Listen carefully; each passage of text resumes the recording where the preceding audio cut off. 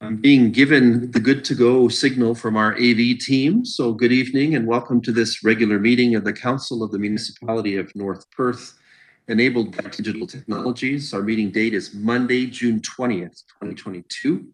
I'm Mayor Todd Kasenberg and I'll call this meeting to order. I'll ask the clerk to note our starting time for the minutes as 7 p.m.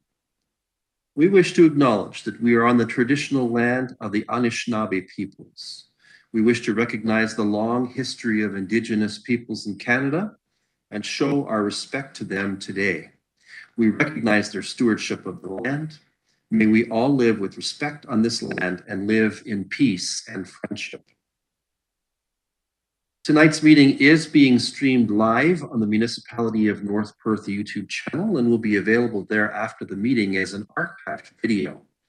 Anyone who is invited to speak will be recorded and their voice, image, and comments will form part of the live stream. The chair and or the clerk have the discretion and authority at any time to direct the termination or interruption of the live streaming. Such direction will also may include instances where the content of debate is considered misleading, defamatory, or potentially inappropriate to be published. Thank you. Welcome to those who are joining us via the YouTube channel. Welcome to councillors, staff, and other participants who will participate in tonight's meeting. At this time, I invite your decorum. I don't have any attendance regrets. I think we're all in our places tonight. So let's move on to item 2.1 of our agenda pertaining to pecuniary interest. For the benefit of those unfamiliar with our council practices, provincial legislation requires councillors with a potential pecuniary or financial interest in any item at the council table to declare this interest and to remove her or himself from discussions and voting on the item. In accordance with recommended protocol, at this time, I invite all councillors with perceived pecuniary interest, including those who have declared in writing already, to verbally advise the chair in public session, and if not done, to submit documentation to this effect in writing to the clerk. Councillors are further reminded that should a potential conflict arise during the meeting, they may so declare and act at any point in the meeting. I'm aware at this hour of 2 of our councillors who expressed concern about pecuniary interest in terms of tonight's agenda, so I'll call on them in order. First, Councillor Andreessen, welcome tonight. The floor is yours. Good evening, Mayor Kasenberg. Thank you. Yes, I'll be declaring pecuniary interest on item 5.6.1 pertaining to the Izachenko Municipal drain. My husband and I own land that is serviced by this drain. And subsequently, I won't be participating in the confirmatory bylaw, which is 13.1. Thank you. Thank you, Councillor Andreessen. And Councillor Behrens, welcome tonight. The floor is yours. Thank you, Mayor Kasenberg. Good evening, Council. Through you, Mayor Kasenberg, I will declare a conflict of pecuniary interest on 5.6.4, the Hilbert drain, as I have a family member assessed on that drain, as well as 13.1, the confirmatory bylaw. Thank you. Thank you, Councillor Behrens. Any other councillors wishing to make a declaration that haven't advised ahead of this meeting? Are we seeing anything? Okay, so we're not seeing anything. We'll move forward.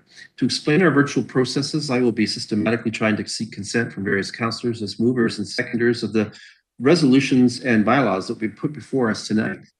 I will do this to some degree alphabetically. Should a councillor not wish to respond to the request, they may say so, and I will move to the next name on the alphabetical list. Regarding speaking to our business, councillors tonight will identify themselves through our conferencing technologies chat function. The clerk is assisting me tonight in making the speaking order from that source. Councillors are allowed on their turn to deliver a primary question or comment and may make one supplemental without intervention from me. We will follow speaking order carefully, and any councillor wishing to have a second say beyond their primary and secondary will have to indicate again and go to the bottom of the list. This is a normal process consistent with Robert's Rules of Order. Councillors, you are asked to generally maintain a mute state in the web conference until I recognize your right to the floor. If when I do so recognize I don't hear you because you are muted or having some technical difficulty, I will advise. Should technical difficulty be the cause, support will be coming your way from our IT team. Tonight it's Colton, and I will, after a reasonable pause, call on our next speaker, coming back to you when you are next available. Should any of your votes not show up in eScribe, I will call on you when things seem stalled to register a manual vote. At that time, take yourself off mute, answer yes or no on the motion, and then return to mute. Regarding item 2.2 of our agenda, I have a motion before me for the adoption of the agenda for tonight's meeting as follows, that the agenda for tonight's meeting be approved. Why don't we start tonight with Councillor Duncan. Welcome, Councillor Duncan. Will you serve as our mover for this one? Yes, I'll make that motion. Thank you very much. And Deputy Mayor Kellum, welcome to you. Will you serve as seconder? Good evening, one. And yes, I will second that motion. Thank you. Thank you. Any discussion or debate on this one? Seeing none, let's have that vote.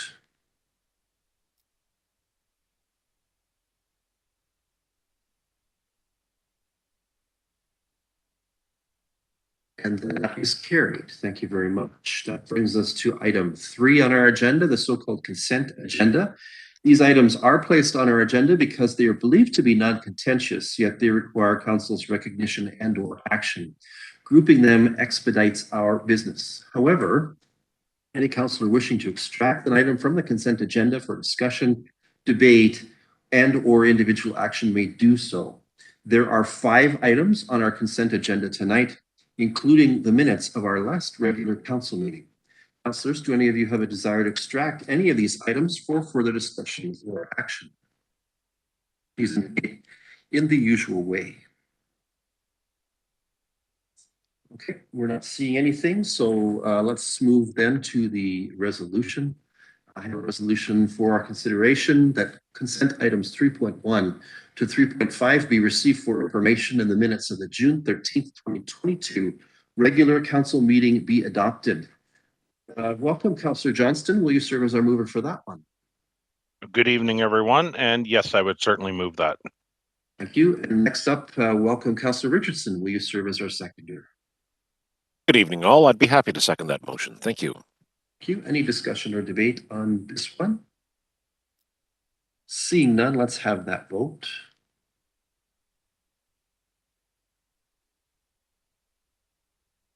And that is carried. Thank you very much.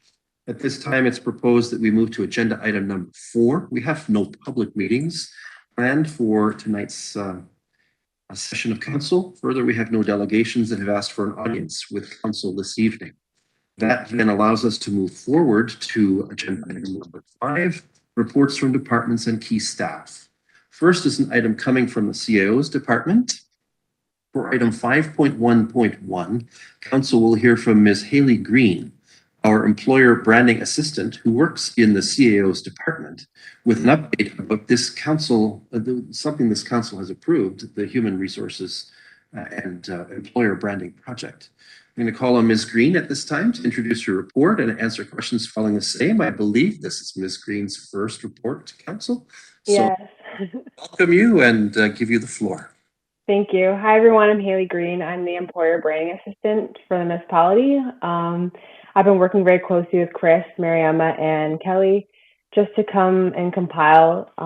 What we're kind of trying to get together is a 2-minute video and also some photography of our locations in North Perth to just really show us as a municipality that people want to grow, build a family, and build a career with. So we've kind of been working closely with the management team just to kind of see what roles we want to highlight and what locations we want to highlight as well too. So we've been working with them to just kind of show why we're an employer of choice and why people want to work with us and build their career, and just highlight all the specific departments that we're kind of looking to hire in, and also just show off our new facilities, how high tech we are, how modern our facilities are. And we're hoping to start filming in July and having this ready to go in August. So this will be put on all our social media platforms. It'll be uploaded to our website. So we've been working on the employment page. So this will be directly on the employment page, just really highlight what it's like to work for us, and also what it's like to really live in North Perth. So we'll be highlighting the fire halls, the trails, and what it's like to really be part of North Perth. The business is downtown as well too. So just to really help with retaining talent, bringing in new people. And we've seen a huge influx of people moving from Kitchener and that kind of area as well too. So we just want to show them why they want to work for us and build their career. So that's what we've been working on. And just we want to update our photography as well too. A lot of when I'm trying to create social media posts or on our website, we just want to update the photography on there to show our new locations. When people look at our website, they want to look at our facilities as well too. So that's what we've been kind of working on. So, and then rollout will be in August, and then the photos will be accessible for future programs. We want to put in the programs for the summer, and just to kind of show off what we have as a municipality and why people want to work here and the goals and mission. So that's, we kind of, any questions or anything like that as well? Thank you, Ms. Green. Council, any questions or first comments on this matter? Councillor Anstead? Thanks, Mayor Kaysenberg. Through you. Thanks very much, Haley, for the report. Really appreciate it. Great work. Question I did have, and I didn't see it listed there. The actual filming of this project, is it going to be done? There's going to be an RFP for this to see who's going to be responsible for that, or where are we at with that? Thank you. Yeah, we've been working with, we got a couple quotes, and we've been making sure that we are in a good range of, it's under as well, under 10 grand. So we do have a couple people we've been looking at, just who are really in local in the area. So we made sure we kept it local as well. And yeah, so they'll be doing videography and photography in the quote. And yeah, I hope that answers the thank question. you. Yeah.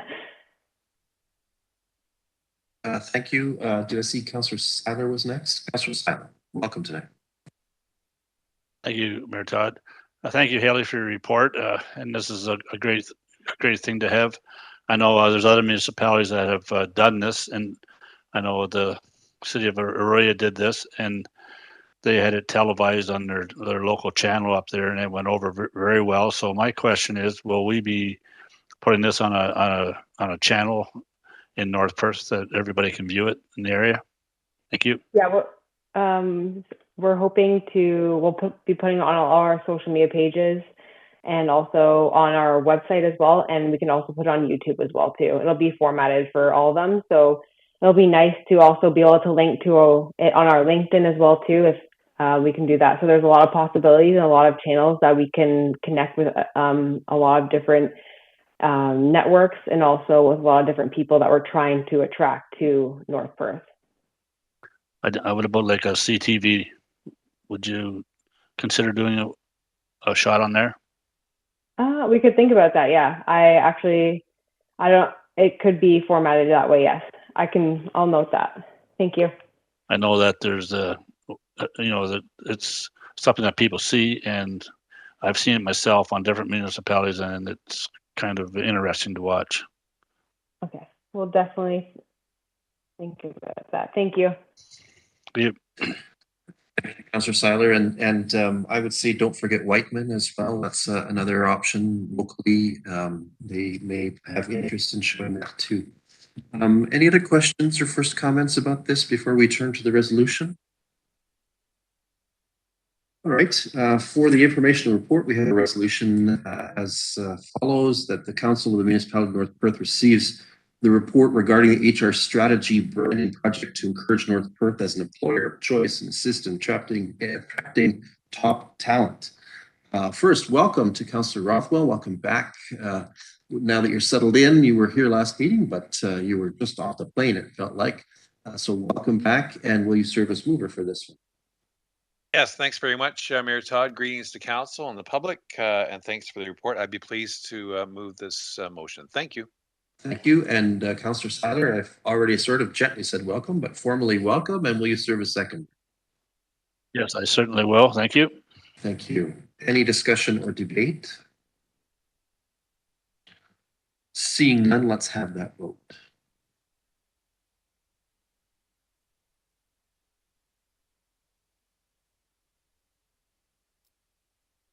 And that is carried. Thank you. Thank you, Ms. Green. Congratulations on your first report to council. Right. Next up then, we're moving on to item 5.2, reports from the Corporate Services Department. For item 5.2.1, the clerk has provided council an update report pertaining to options moving forward relating to the format and distribution of information for council meetings. To meet or not to meet in person, the big question. The report presents 4 core options, some with a few variations. Some inputs from council's last discussion about this have been considered and costed, and I'm going to turn to Clerk Klein to introduce her report and answer questions. Let me get the AV settings right here. Ms. Klein, hold on.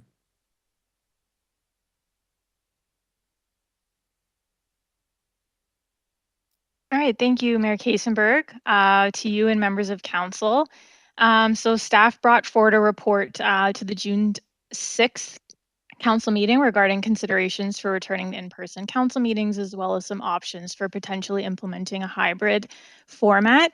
And at that meeting, the decision was deferred by council with a request for staff to investigate a couple other options.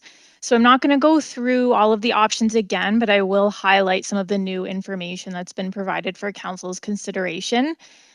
So there was a request for some additional information on how we could potentially reconfigure the council chambers to allow for some additional distancing if council members were to return in person. So I've just taken a photo here of the council horseshoe. So we could use the existing horseshoe with 7 members around the horseshoe with some extra distancing there. And then we do have 3 additional tables we could move in front of the horseshoe that would allow for some additional distancing if all members weren't comfortable sitting around the existing horseshoe. And then I've added 2 additional options. So the first is option 3B. So that's a hybrid option with council members staying remote and then other attendees like staff, members of the public, and delegations attending in person. With this option, there's a little bit of complexity in terms of the audio broadcasting. So anyone attending in person would need to be connected into the meeting with their device and headset. Therefore, we couldn't broadcast the audio in council chambers without some potential feedback or audio interference. So if we did have members of the public attending in person, they wouldn't be able to hear the audio from the meeting in council chambers, and a potential solution for that would be to use the television screen in the committee room to have members of the public sit in there to have them watch and listen to the meeting. And then the second option that's been added in is 4B, which is a fully hybrid option using existing devices. So rather than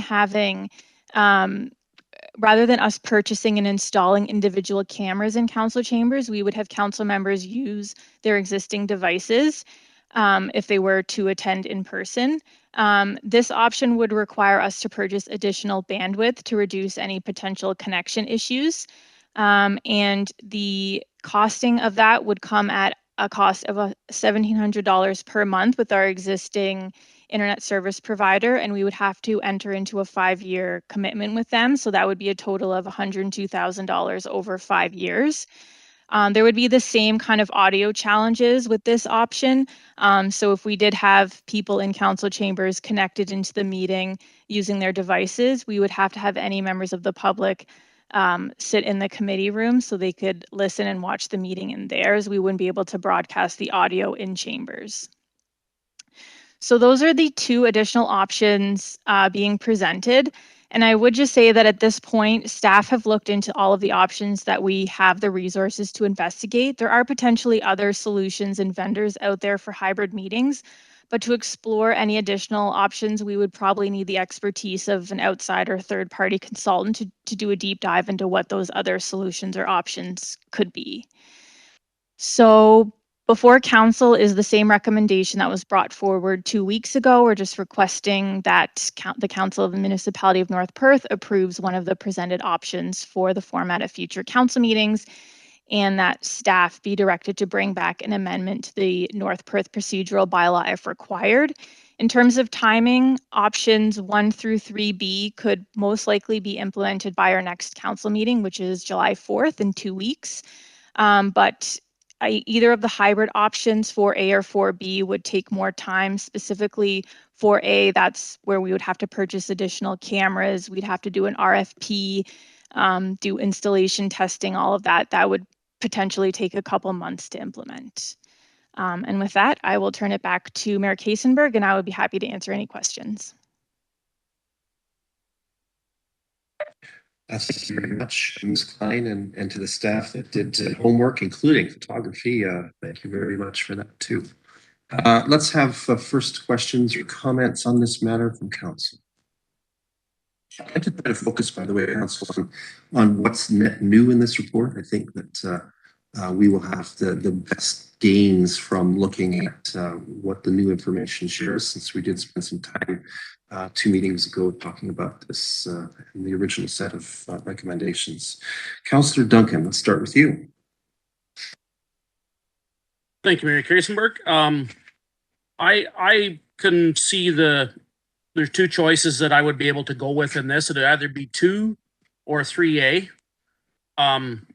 I think as responsible stewards of the taxpayers' dollar, I can't see us spending the amount of money that it would be to go with any of these other extra options. They're quite costly, and I'm just looking at the inflationary climate we're in right now, and people's bottom lines are hurting, and I don't think it's responsible for us is to use the taxpayers' dollars in that manner when we have the capacity to go back to a normal regular council.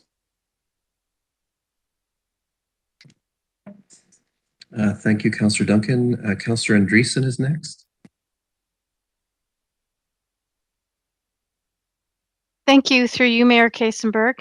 I have to agree with Councillor Duncan. I was quite disappointed to see the costing on the other options, even though they, provide the best type of coverage in terms of cameras and that kind of thing. It would be great, but the costing is pretty out of range, which is quite disappointing. As I take a look at the photo diagram of how the configuration could be on the inside of the chambers, I'm just a little bit concerned. I'm not sure how the mayor is going to be able to see how we're voting if we're not facing Mayor Kaysenberg.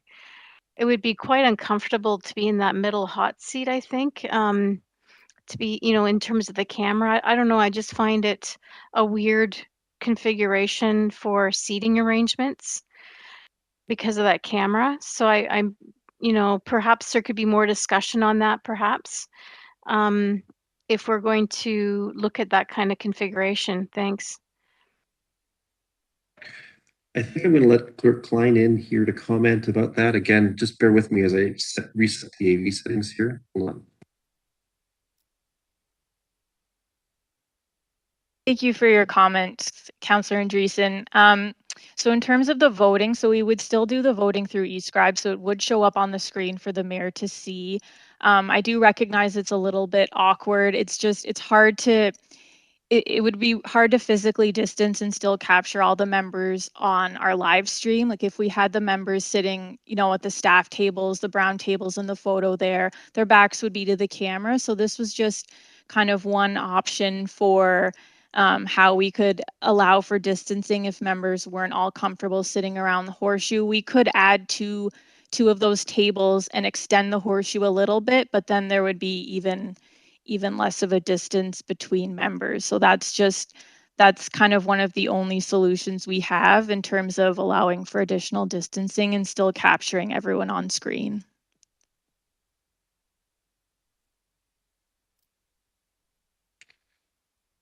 Thank you. Anything supplementary there, Councillor Andreessen, or shall I move to the next speaker? Yeah, thank you, through you, Mayor Kaysenberg. I know we're only working with one camera. I'm just wondering if there's another angle that it could be placed in the room that could capture all of us in a different way. I just find that configuration is going to be like we'd have to continue with all of our regular processes, because you wouldn't be able to see any hands for kind of voting, that kind of thing. But yeah, it certainly is a, you know, I'm on the end, so I'm sure I'll be kind of there in the middle hot seat somewhere. So yeah, I guess I could go with it. It's just a very, it doesn't feel like a comfortable type of setup, but I'm not sure if there's any other kind of option. Thanks. Councillor Richardson, I'll offer comment that with regards to this, remember we use eScribe, right? So from a voting perspective, there isn't a sightline problem for me or for the clerk because eScribe is doing the work for us as long as it's behaving itself. With regards to being able to recognize a speakers list, we can use tools within eScribe even. There is a tool there for that purpose, should that become necessary. So that's not the option. I think, or a problem in this option. I think the interesting opportunity that presents itself is who sits in those three chairs in front of my desk and in front of the current horseshoe. And I think we'd want to think about a rotating approach, even though that may add complexity to me as the chair. I think that from a sense of fairness, you'd want to rotate councillors through those desks. Next up then is Councillor Seiler. Thank you. And thank you, Lindsay, for your report and all your work you've been doing on this, and lots of controversy with the ratepayers on this. And I also feel that we don't need to spend any money on trying to make us get back into the council chambers. I feel that we need to work together and try to get ourselves back to the council table and work together. And I support option 2 myself. The way the option 3A is set up, I'd like to be able to look at each other when we're doing business. This way, there's going to be 3 people looking out and the rest of us will be together. So I'd like to be able to try to start off at number 2. And if we have to, we could talk about working towards, if we have to, go to option 3. But anyhow, that's my concern. Thank you. Bye. Okay. Councillor Richardson is next. Thank you. And through you, Mayor Todd, I tend to agree that I don't know if we really need to spend an inordinate amount of money to get this back when a lot of other regular aspects of life have gotten back to somewhat normal. So I'm going to be slightly reverse to what Councillor Seiler had made mention of. I would think that attempting for at least a brief period of time 3A to at least get council back into the chambers, and then with a gradual progression towards option 2. But I think we do need to get back. But and I do think possibly some more discussions could happen with how we configure the desks to do that. But I'm in favor of 3A and at least getting us back into the chambers to do that, and then having staff and council to do that. There is still some unknowns with COVID at this point in time, but I would like to go 3A with a progression towards 2 in the future. So that's my 2 cents. Thank you. Thank you. Next is Councillor Rothwell. Thanks, Mayor Todd, and thanks, Lindsay, for your report. I concur with Councillor Richardson's comments. 3A gives us a good opportunity, I think, to address some of the issues that still are before us in terms of COVID related at little or no cost, and I think that's crucial. And we would be moving toward the option 2 to get back into a regular stream at some point. So that's my comments. Thanks very much.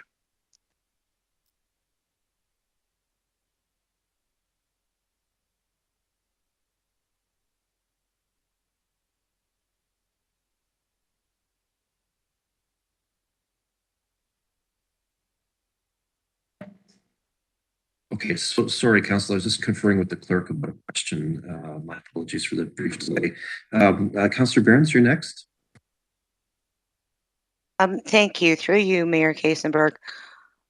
I personally fully support most of what's been said, but I really like option 2. I realize that we're still under some guidelines of COVID, but if anyone has been out and about and around, the federal and provincial regulations are changing all of the time with regard to social distancing.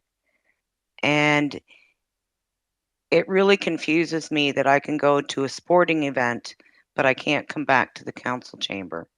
So if you want to start with 3A and then set a timeline without any lumps or bumps, because they are talking about a third wave in this, or another wave, sorry, my apologies, in the summertime.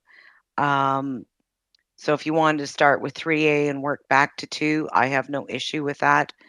But I do believe that option 2 is the option that we should be striving for. Those are my comments. Thank you.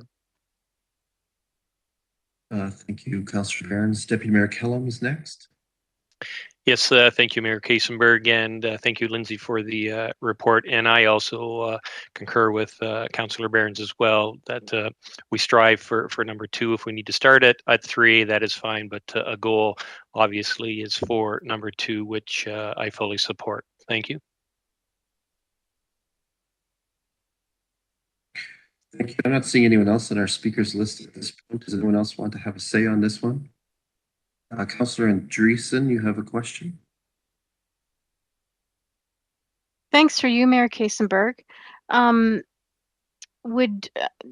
guess the question is, would we be wearing masks upon returning? And if we were ill, I'm assuming we wouldn't be attending council and we wouldn't be online either. That's if that could be just clarified.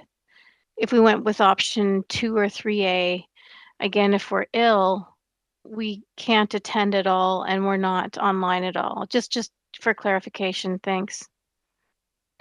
Thank you. Let me ask Clerk Klein if she wants to answer this or direct this to CAs now. Do you want to answer this, Lindsay? Okay, so Clerk Klein's going to attempt to answer this most recently.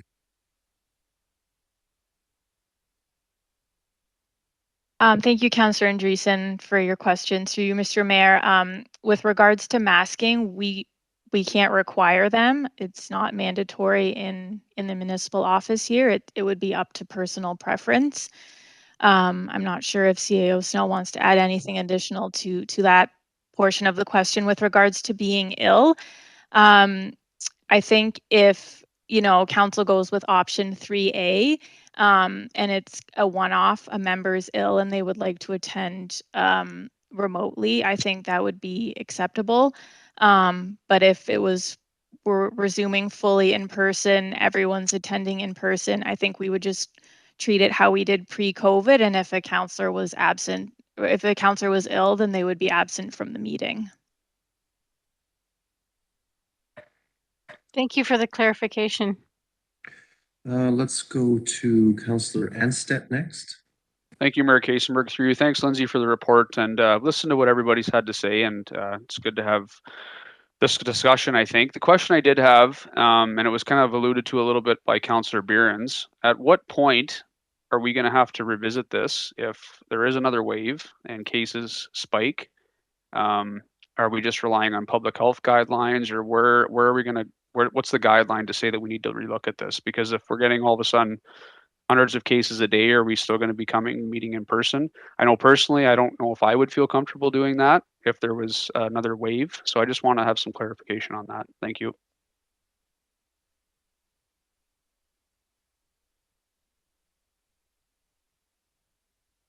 Through you, Mr. Mayor, to Councillor Anstett, I think, yes, exactly as you said, we would kind of monitor public health guidelines. And if, cases were increasing at an exponential rate, we would definitely revisit the format of council meetings. council could also direct staff to revisit the decision in, say 2-3 months time. Say council approves option 3A this evening, then council could direct staff to revisit the options at, say, in September, and look at what's the best option moving forward at that time. Thank you. Councillor Johnston is next. Thank you, Mayor Todd. And a question for, I expect, the clerk. The medical officer of health, is she still recommending that we distance? Is that why the setup is with the 3 people in front? Or if council is fully vaccinated, could they sit closer together like we were in the past? Or is that not safe at this point?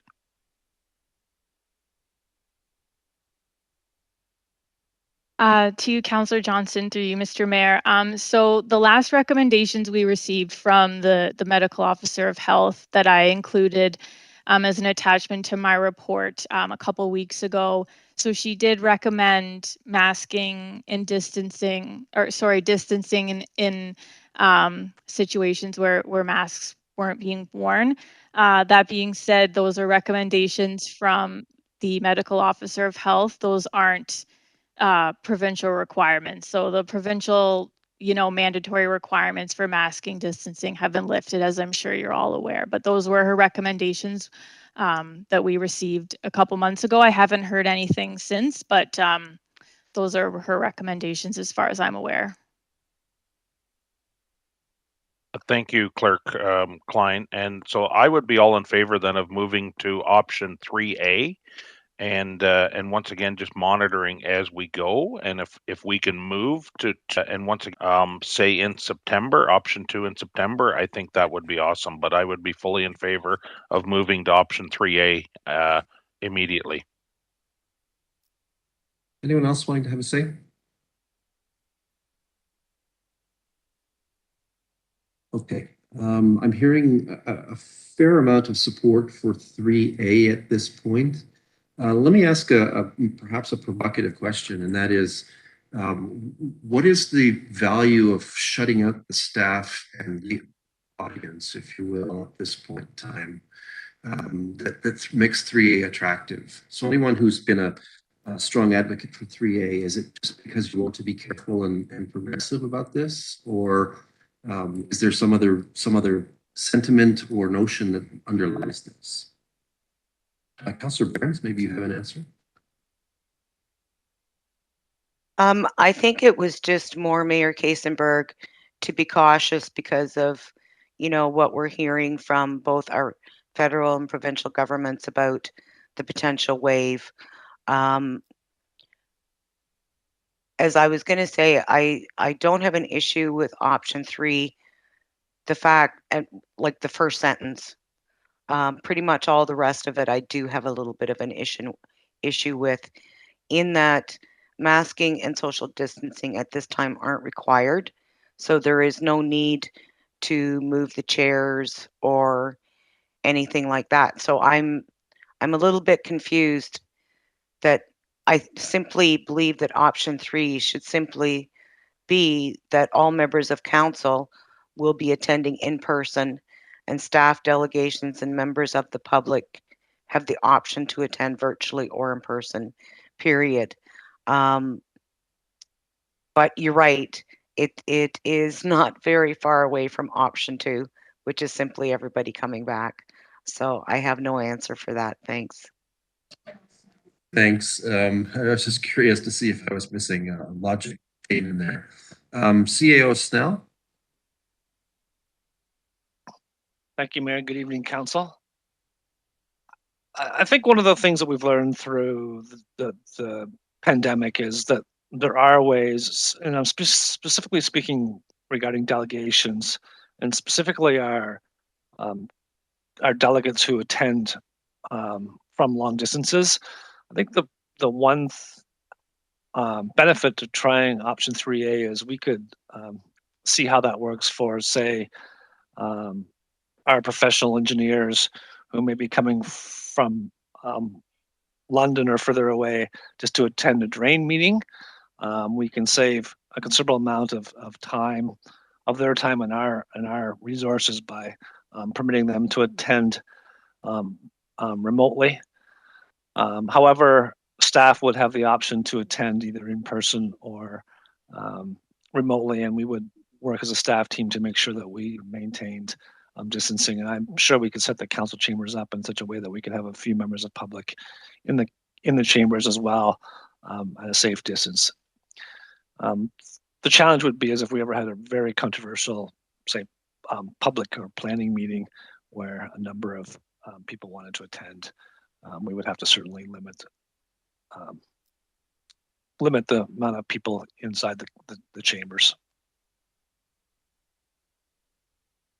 CEO Snell, let me just sort of ask, your last comment intrigues me. So you say we would have to limit the number of people in chambers. On what basis? If society is sort of stepping back from the concerns about social distancing and masks, on what basis would we do that? Well, unfortunately, we have to do that now. I mean, we're only allowed or permitted to put so many people in the chambers now. So due to fire and building regulations, so certainly and I guess it depends on where we go. But right now, yeah, we don't need to social distance, but we would probably try and maintain a safe. As much separation as possible for those that felt more comfortable with the distancing in place. Always the option's been in the past, if we think there's a potential item that creates public interest, we either try and do that at a public information meeting, or we have moved council meetings off-site for such items. We haven't done that in the recent past, but we have made those decisions since I've been CAO. Okay, thank you. Councillor Seiler, one more go. Yes, just one question. Would there be room at the end of the horseshoe there to put 2 more desks, and then those tables that sit where staff usually sat, would they be able to work in the center? If we kind of jockeyed it that way, it'd be just nice that the council can see each other while we're doing our business, and then if we use the table in the center, would that work? I mean, it's within the realm of reason. I think the clerk is sort of nodding her head, and certainly I've seen evidence of that in the county council chamber, Councillor Seiler. So yes, in theory, at least, it should probably be explored. Yeah. Okay.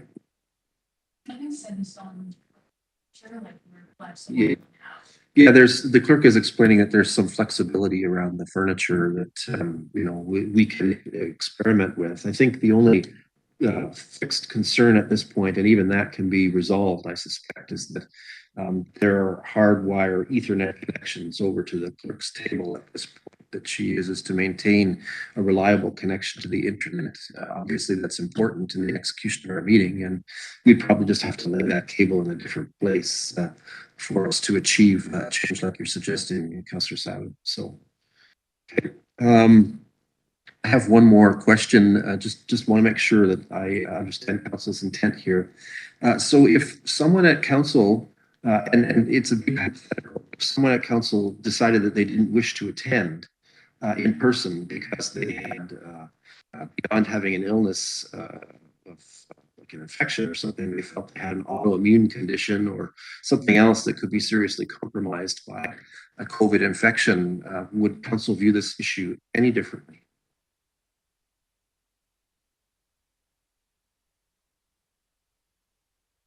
Okay, I'm not seeing anyone who wants to nibble at that question. So I think we've had our thorough discussion.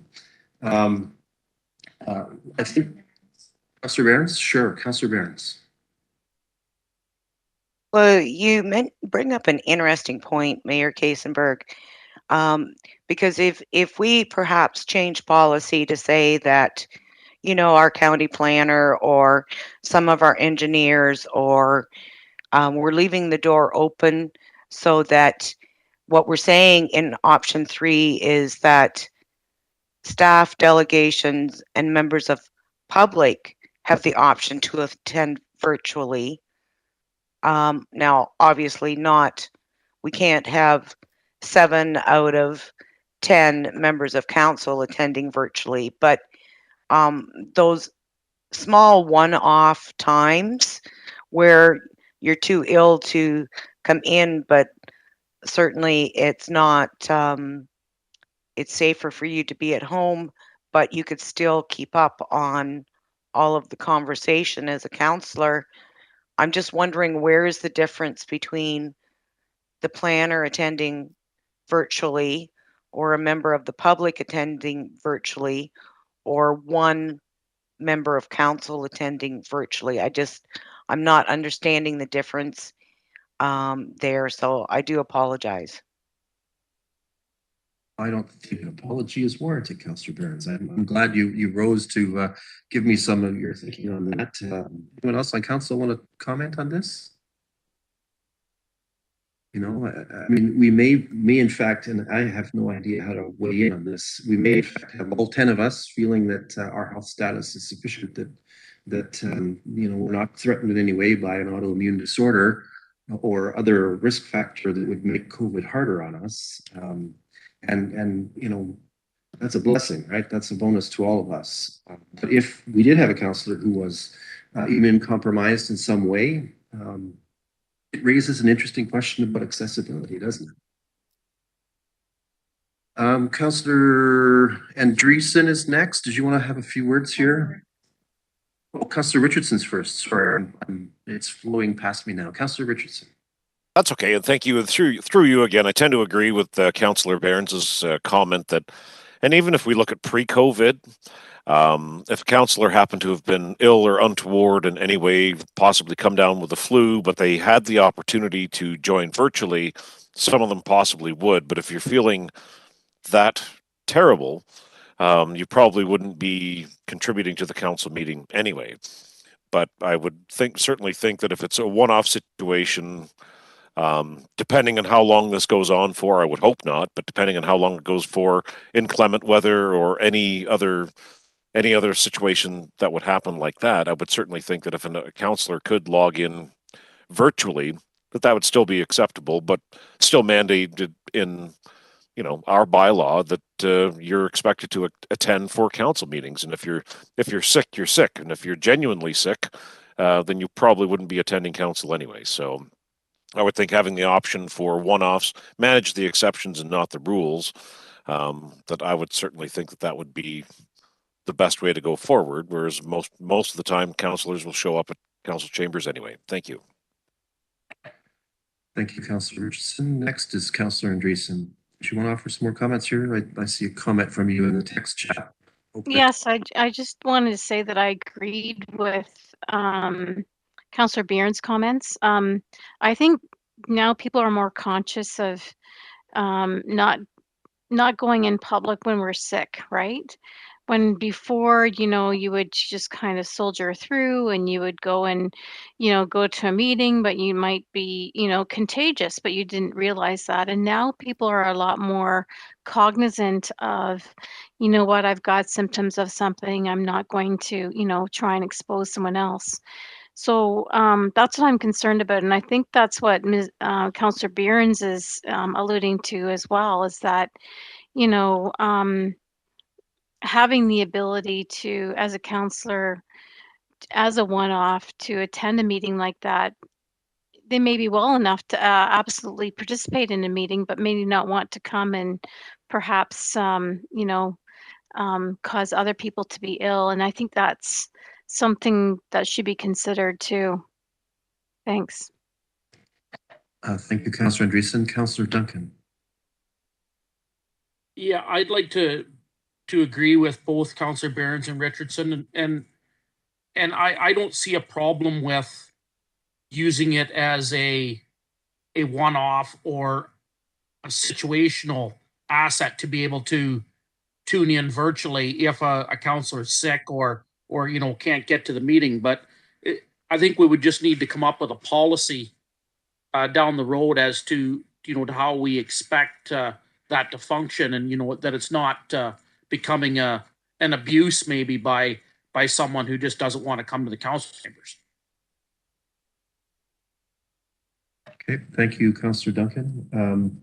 Thank you, Councillor, your council for responding to that sort of scenario. I still think that the piece that we're missing, and probably it's not real, but it's just worth us remembering that there could be people with significant cancer treatment or with autoimmune disorders like lupus or similar that would be significantly harmed by a COVID infection, and it could be amongst our ranks as councillors. And so there's sort of an accessibility issue that we inherently create, even if it's not real, it's theoretical. So I'm going to allow that the comments made generally focus on, if you're sick now, don't come, or participate virtually as a one-off. I think that's reasonable, pointing out that there's a principle underneath that question, I think, that perhaps we've eluded. Okay, why don't we proceed then? Again, from what I'm hearing, there's sort of an acceptance of a cautious approach, a staged approach, which would involve 3A and then moving to 2 as things look positive in terms of the indicators and the experience. So I'm tempted to suggest that the resolution focuses on 3A as our choice now. We sort of proceed as the clerk has suggested, with a revisit point perhaps, and also we direct staff towards providing an approach to one-offs so that councillors who need to be absent know the basis on which they can be absent before there's some penalty to them. And I know that at this point there is some penalty if you're absent too many meetings. So perhaps that might be the way forward. Does anyone object to sort of thinking about it that way, structuring it that way? Okay, I'm not seeing any indication of that. Okay, Councillor Behrens. Can we somehow say in the motion 3A, but specifically say that we are working towards a target of 2?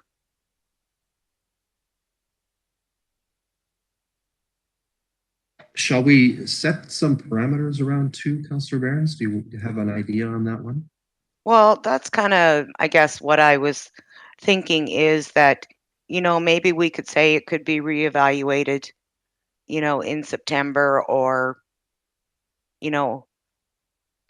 every 3 months until such time as we can possibly just move to number 2 with other policy development as well, to all the points that we've already talked about. There were, in my opinion, some policy changes in there to our procedural bylaw. So I'm just wondering if we could be a little bit more exact about saying to be revisited within a certain time frame, so that everyone fully understands the goal is, or at least my opinion is, the goal is to come back to 2. Sure. Just let me catch up with you. I'm just making some notes.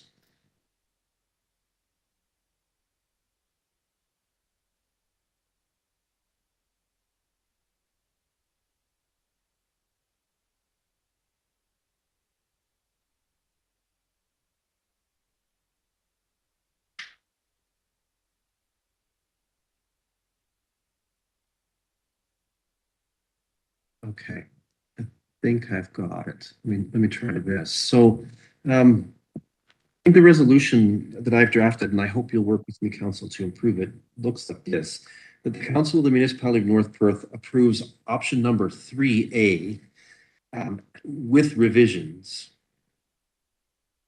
Well, maybe I don't need to put that yet. Let me think about that. For the format of council meetings effective July 4th, 2022. So we're setting a start date. And that council recommends, no, that's not quite right.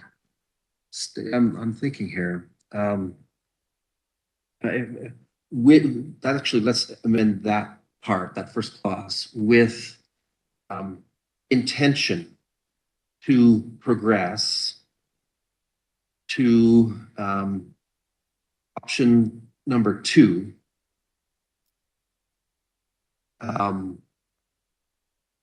to be evaluated every 3 months as of the effective date, which is July 4th, right? And further, that staff be directed to bring back policy recommendations to allow for one-off use of virtual technology by councillors.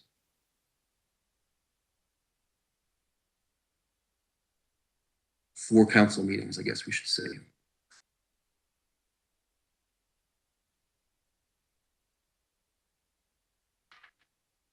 Okay. Did I capture that, Terry, Councillor Seiler? I see you want to have a say here. Yes, I think that I agree with what you've just said, Mayor Todd, but the 3 months I have a question on. 3 months is leaving a little too long. I like to revisit it in our August meeting for the beginning of September. Thank you. So we did 2 months, Councillor Seiler, just so that if we come to August and we say, no, we're not quite ready yet, then it would move to October, right? The next decision point. Yes? No? Well, I'd go with 2 months. It's June now, so if we could do it at the end of August or whatever, but it'd be good to try to work towards it as soon as possible. I'm open to that. Councillor Richardson says through the text chat that he's okay with 60 days. So that seems like it's a feasible resolution.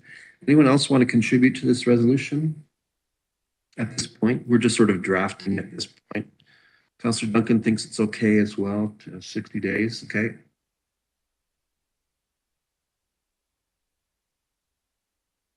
Okay. And I think the intent is that it would be like, 60 days roughly. That's what I'm saying, 2 months in terms of the council meeting sequence. I think that's how we would want to look at it, right? We're not interpreting that strictly, but in the 2 month zone, if it's a few days before or a few days after because of where council meeting lands, that's okay. Okay. I'm hoping Deputy Clerk Jameson got some of that. You might have to use my notes. Yeah, exactly. My notes are chicken scratch at this point. Okay. So we have a resolution. I don't know if I need the words with revisions. 3A, we're approving 3A, but we're saying these are the extra things we want to consider. We want to consider a revision, a review point, and we want to consider, we want staff to bring us back a policy. So I don't think I need the word with revisions in there. We're going with option 3A for the format of council meetings effective July 4th. Okay, we got a draft that I'm hoping everyone in council understands. So any councillor feel they don't understand what the resolution draft reads? Anyone? Okay, I don't know if I can. It's going to be imperfect, that's for sure. Is that? I'm glad. All right. So, I'm going to call for a mover. Councillor Andreessen, are you comfortable moving this? You're next on my list. Yeah, it's just a clarification. Is it as of July 4th? Yes. Yes. Okay. We Yeah. would become the next council meeting would become the first that this approach applies to. Yes. Perfect. Yes, I'll make that motion. Thank you. Thank you. Councillor Anstedt, welcome tonight. Will you be our seconder on this one? Yes, I'll second it. Thank you. Thank you. Okay. Any further discussion or debate? Councillor Barons. Just so that we're clear, because I don't want it to really drop about the concept of having, not just our professional people, but some of our staff who live a distance away or whatever, they will still be able to attend virtually, correct? We're still going to maybe work on that because I'm not sure that that's mentioned in the procedural bylaw or the new one that we're working on. So I just wanted to clarify to make sure that that will be worked on. Sure. I think option 3A certainly includes that notion, right? It's built in. I think the interesting point, Councillor Barnes, if I'm following about St. Paul, is option 2 might not be quite so permissive. And so I suspect that we do want that amendment brought back. And thank you. That sort of raises the point that we need that further clause here, which is that staff be directed to bring back amendments to the North Perth procedural bylaw to effect these changes. Right? Thank you. That's a good catch. So excited about paragraph 2 that I missed paragraph 3. All right. And I think the sentiment, and I hope from what I heard from council, it remains, is that for option 2, there's still the option for delegations and staff and even councillors on a one-off basis to connect virtually if they so desire. Is that how you would interpret this or no? Yeah. We're doing away with all virtual technology. Okay. So I guess if we're moving to option 2, the way it's written now, so when we get to that point and evaluate it, we'll have to decide whether we want to change it or stay with it. But the way option 2 is written right now is that we're scrapping WebEx and we're back to everything happening here. We can revisit that in the next 60 days is what the clerk is saying. Councillor Andreessen, did you have a comment? Well, my understanding is that we still need WebEx in order to do the speakers and the chat part of it.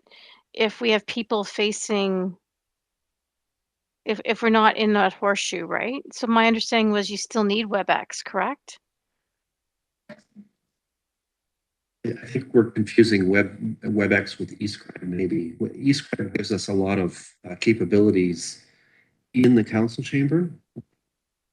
So I'm not sure. I think that option 2 would imply, as written currently, that we would eliminate web conferencing technology, because we're inviting everybody back into the chamber, and all delegations and all staff who have to present need to be here in this chamber under option 2.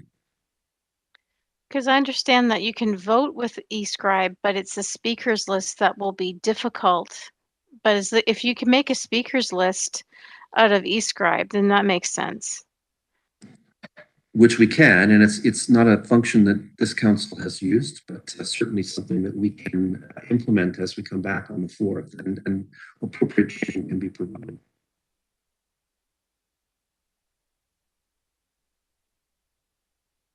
Any other questions or comments? Councillor Barnes? Well, I think for right now, maybe we should just leave it that we're going to do 3A as of July 4th and working towards resuming regular council meetings. But we've already talked about, allowing certain people to attend virtually. So I think Councillor Andreessen is actually correct in saying that we'll still have to be using both programs unless there's changes in the programs going forward. That's not necessarily a bad thing. Because if we have the drainage engineer attending virtually, don't we need to be able to see him? Or do you believe, you know what, all that doesn't matter. We'll let staff work that out. Let's just give them direction. Sorry, my apologies. Yes, I find myself trying to figure that one out too. I think the resolution gives staff the direction to consider a review date within 2 months, 60 days, and it gives them direction to figure out the nuances that are going to work for option 3A and to also adjust the procedural bylaw as needed for our. So we may have that discussion that lies ahead, to be honest. When we come to the point where we're looking at option 2, we may have to decide whether we're going to allow any virtual delegates. And if we do, then we have to consider how we're bringing WebEx or keeping WebEx into the mix. If we're not, if we're saying no, everything happens here, then we would naturally scrap WebEx at that point in time. All right. Does everyone sort of understand where we are? Again, it's important for me to make sure that our processes lead to a comfortable feeling on the part of councillors that you know what you're voting on. Anyone uncomfortable with what where the voting resolution is? It's moved and seconded at this point. I think it remains intact despite our brief little discussion. I'm hoping that there's some signal from Deputy Clerk Jameson that she's got most of this.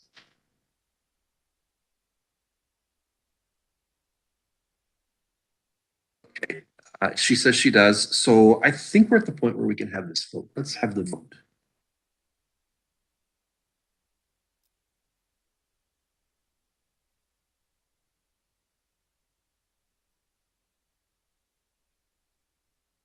And that is carried unanimously. We got there. We worked together and we got the answer that we wanted. That will work for our council at this point in staff direction. Thank you, council. I hope the process didn't feel too onerous. Let's move next then to council agenda item 5.2.2. The Treasury is bringing forward a request to authorize a drain debenture and to promulgate a contract with the ratepayer for same. And is Ms. Hale speaking to this one? Yes, thank you, Mayor Berg and members of council. We haven't received or haven't processed one of these for some time. So as a reminder, our drainage bylaws for municipal drains do provide for municipal drain debentures when one of our ratepayers requests it for typically a substantial payment. This particular ratepayer has provided partial payment and is leaving $10,000 that they would like to have debentured. So this evening we're bringing that to council for consideration. We've always used the tile drain loan percentage in the past, and so under our policy, so we've provided for that at 6%. And it's for a 5-year period and will be collected through property taxes. And we have a bylaw for your approval this evening, 82-2022. Thank you. Thank you, Treasurer Hale. Council, any questions or first comments on this one?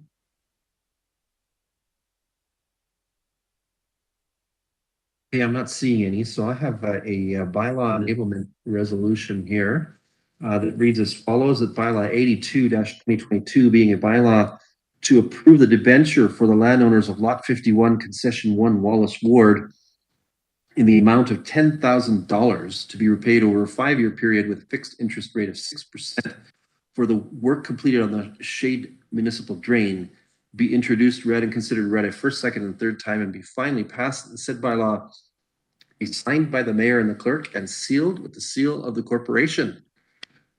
Councillor Barnes, will you serve as our mover for this one? Yes, I will make that motion. Thank you. Thank you. And Councillor Duncan, will you be our seconder on this one? Yes, I'll second that. Thank you very much. Any discussion or debate? Seeing none, let's have that vote.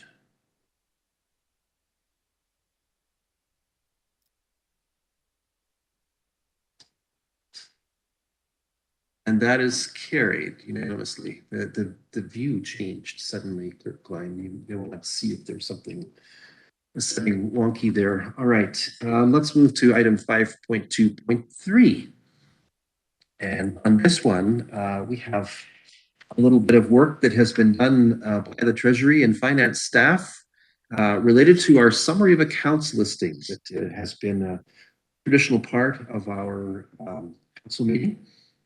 And believe there's some change that's proposed. So I'm going to call on Treasurer Hale again to give us an overview of what's happening. Welcome, Fred. Yes, over the years, of course, we've moved from having our accounts approved by council to moving forward with just advising council and providing our account listing as information based on the fact that our budget's been passed and council has delegated that authority to staff. At this point in time, it's been noted that we've had a number of comments from the public with regard to our account listing. And we're not sure, but that we're not doing a disservice by providing that listing in that, especially for some of the services that the municipality provides that are not on the property tax. It maybe is misleading to the public in the amounts, especially those, say, for the large checks that go to the county and the school board, and that they're included in those balances. At this time, we're feeling that a better representation of our financial situation would be with regard to our budget to actual comparison. And we have actually created a little bit of a perfect storm right at the moment, in that we've not only changed our general ledger accounts, we've changed our so the template that we're typically using needs to be modified. We've changed our actual structure within our municipality in terms of reporting. And so it's become quite a few changes all at once. We'd like to suspend it just for a time, see whether council will miss it, and in the next month or so, until we get our actual comparison reports in place. We'll be restating the 2022 budget with our new budget software. So the comparison report showing council the old and the new, and bringing that up to date. And as we're looking at our procedural bylaw and revamping it towards the end of summer, beginning of fall, this is one of the items that then I'd like council to make a very clear decision on what it is that they would like to see at the within the agenda package. In the interim, however, we'll still continue to make sure council is made aware of all the items as we have in the past, the detail. And just as a note, this bringing accounts to council is not a common practice, whether it be for approval or for just information in this format. However, it's totally up to council and what you would like to see. And so at a later date, we'll be bringing that back to council for further consideration as to what it exactly that you would like to see with regard to accounts. But I just wanted to bring it to council's attention that we'll be suspending that listing temporarily, but still making sure that council gets the account listing detail as we have done in the past. Okay, thank you, Ms. Hale. Let's turn to council. Any questions or first comments on this matter?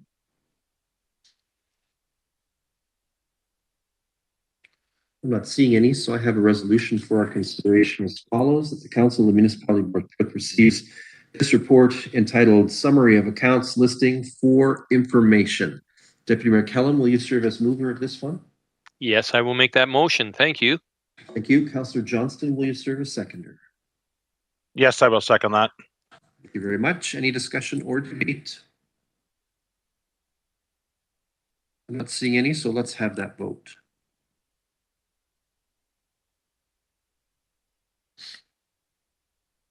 And that is carried. Thank you very much, Ms. Hale. Nice to see you tonight. Thank you. We have no reports this evening from programs, facilities, or environmental services departments. We know that they are all busy in wonderful and important ways and bringing life to our community. So we thank them for their services and look forward to the next report dates. Let's turn then to item 5.6, reports from our Manager of Operations and the Operations Department. Item 5.6.1 invites council to proceed with the request for the improvement of the Izachenko Municipal Drain under Section 78 of the Drainage Act and to appoint an engineer. I believe Mr. Richardson is with us tonight, our drainage superintendent. He's a busy man at our table quite often lately. And Mr. Richardson, welcome again. Thank you, Mayor Todd and Council. Yeah, the Izachenko drain was originally constructed under a report by, again, James A. House. He done a lot of them back in the day in 1969 under bylaw 1138. It's a tile system that serves lots 5 to 12, concession 2 in the Wallace Ward. The tile is made up of 6 to 14-inch tile. The total length of this drain is approximately 2,400 meters, so it's a long one. The Izachenko outlets into the Hamilton drain. In 1969, Mr. House alluded to a 12-inch agreement drain that was built. Built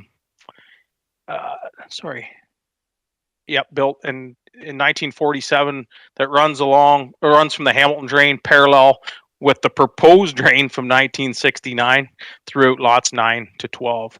The upper portion branch was added in 1951 that connected the agreement drain on line between lot 9 and 10 and runs easterly to the lot line between 7 and 8. The drain will be a 10-inch tile, or that drain was a 10-inch tile. The request for improvement was submitted to the municipality under Section 78 by Doug Andreessen, owners of Lot 6, South Part Lot 7 and 8 and 9, Concession 2, and LSG Farms, owner of Lot 10, Concession 2. And the concern with this one is it's just a capacity issue, so it's undersized by today's standards, and the watershed boundary or the catchment area for this drain is approximately 360 acres. Road 146, there could be a new crossing be installed at that location, and the engineer will present that cost estimate and the crossing design at the information meeting to follow. Thank you. Thank you, Mr. Richardson. Any questions or first comments from council? I'm not seeing any, so I have a resolution for our attention that the Council of the Municipality of North Perth, in accordance with Section 78 of the Drainage Act, proceeds with the request for improvement under Section 78 for the Izachenko Municipal Drain. And further, that the Council of the Municipality of North Perth appoints Spreet and Associates to investigate the possible improvements and prepare a new drain report. Councillor Richardson, will you serve as the mover for that one? I'll move that report. Thank you. Thank you. And Councillor Rothwell, will you be our seconder? Yes, I'll second the motion. Thank you. Any discussion or debate? I'm not seeing any, so let's have that vote.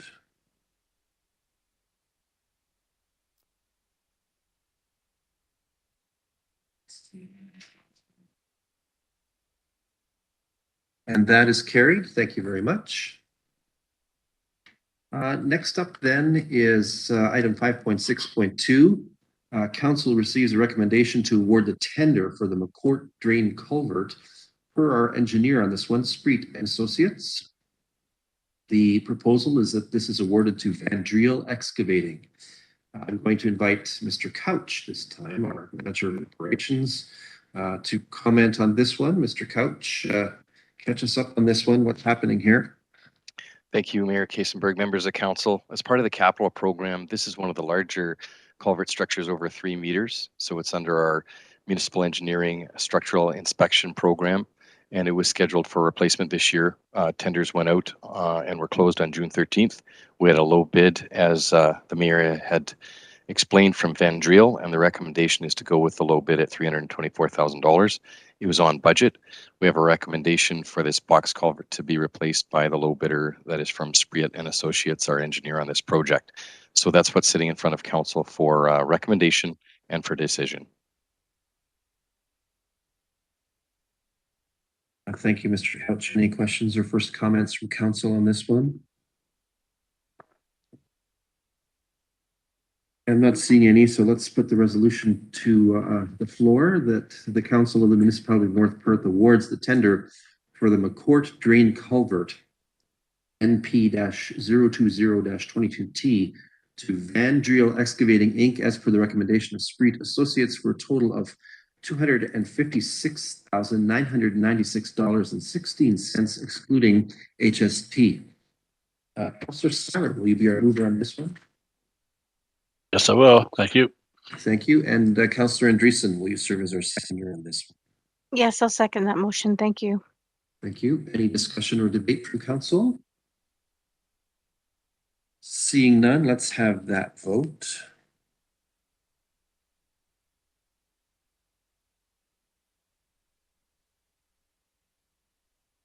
And that is carried. Thank you very much. Let's proceed then to the next item, item 5.6.3. Here, council receives a recommendation to award the tender for a new motor grader to Toromont Cat at a cost of $528,232 plus HST. Mr. Couch, our manager of operations, we've just heard from him. He's still on the hot seat. Mr. Couch, welcome and explain this one. Thank you. The mayor had read the $528,000 for the low bid on this machine, and I think this is going to be the case for several pieces of equipment that are awarded this year and probably next year as well. I did try and explain in the report that that's over what the anticipated budget is for these machines. However, we're seeing these exaggerated costs, and we're seeing them staying. So the recommendation for the low bid from Toromont Cat machines that we bought in the past would be to take the low bid and to award it. It'll put us slightly over our budget this year with another purchase ahead. But I would advise that I spoke with the vendor. The vendor says the grader likely will not be here until next spring. So that purchase would be postponed until actually the next calendar year. But it's for the awareness of council that this will fill the budget. We will still plan on tendering out a 1-ton cabin chassis for the Listwolf shop as well, which was part of the program. And we'll look at delivery dates and costs for a decision to be made later, and whether we go over the expected budget for this year with that. We would divert funds from other capital programs to probably purchase that, and that would be a future recommendation. But sitting in front of us tonight, a low bid at $528,000 for Toromont Cat's grader. And again, delivery likely in the spring to early summer of next year is expected. I can answer any questions on the tender or pricing. Thank you, Mr. Couch. Council, any questions about this matter? Deputy Mayor Kellum. Yes, Mayor Kasenberg, through you to Lyndon. Seems like this is a new norm for equipment bidding, as we're finding out all the time. Lyndon, now you said scheduled delivery isn't until spring or summer of 2023. Is there just for moving forward on other purchases, is there any other equipment that we're looking to need or require in the upcoming years that we should be looking at immediately or in the near future to solidify for future? Yeah, thank you. The planned forecast that we have allows us time with every piece, and extended delivery dates aren't going to be a problem. The cabin chassis, although it's needed, we've made necessary repairs.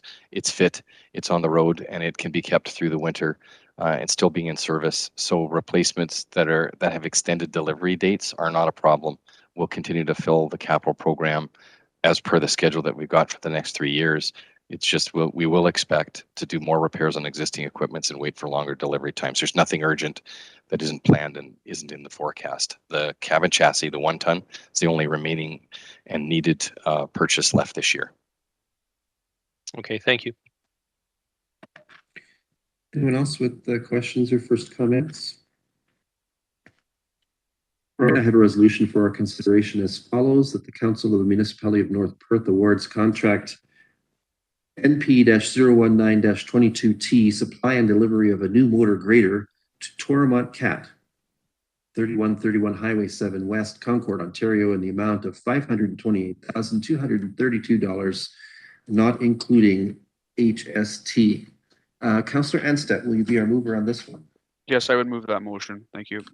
Thank you. And Councillor Behrens, will you be our seconder? Yes, I will second that motion. Thank you. Any discussion or debate here? Let's have that vote.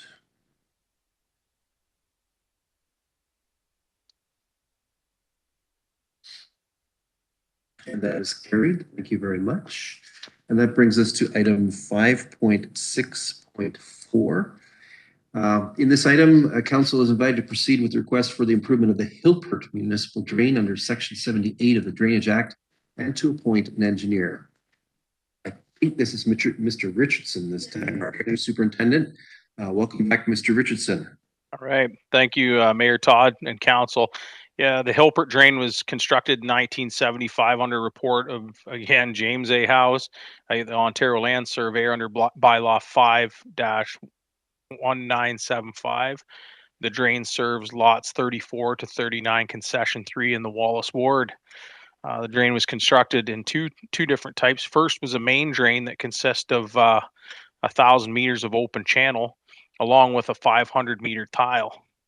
The open channel runs west from Road 167 to the outlet at the Maitland River on Lot 39, Concession 3. The main drain tile runs east from Road 167 to its head at the fence line between west and east part lots 35, Concession 3. The second part is a tile system. Branch A, B, and C were constructed as part of the 1975 report. The request was filed with the municipality on June the 10th by Thomas, Martha, and Patrick Ederlin, owners of North Part Lot 37, Concession 3. The request is for enclosing the existing open channel on their property. The reason for the enclosure is for better farming practices. Upon further investigation, it has been noted that there is a mix of muck and sandy soil types along this corridor. The topography is rolling with gravel and sand ridges. Approximately 5 years ago, we did a clean out. The banks have slumped back in as a result. With the sloping lands, topsoil can wash in on heavier rain events. Poor soil conditions have called for the drain to be enclosed. And in my opinion, this would be an ongoing maintenance concern as well as a future erosion problem. Maitland Valley would concur with this. We've reached out to them since, and they have no issues with us proceeding to appoint an engineer at this time. Thank you. Thank you, Mr. Richardson. Council, any questions or first comments on this matter? I'm not seeing any, so I have a resolution for our consideration as follows: that the Council of the Municipality of North Perth, in accordance with Section 78 of the Drainage Act, proceed with the request for improvement to the Hillpert Municipal Drain. Further, that the Council of the Municipality of North Perth appoints Spreet Associates to investigate the possible improvements for the Hillpert Municipal Drain. Can I call on Councillor Duncan to be our mover for this one? Yes, I'll make that motion. Thank you. And Deputy Mayor Kellum, will you serve as our seconder? Yes, I will second that motion. Thank you. Thanks. Any discussion or debate? Seeing none, let's have that vote.